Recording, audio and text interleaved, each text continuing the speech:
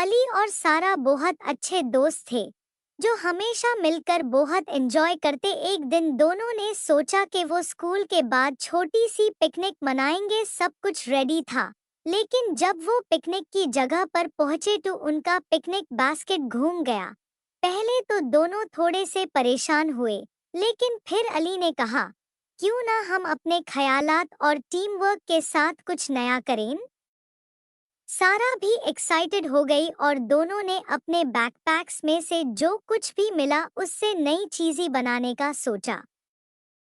दोनों ने मिलकर सैंडविचेस और जूस के साथ एक छोटी सी टेंट बनाई और कुछ गुब्बारों से डेकोरेट भी किया।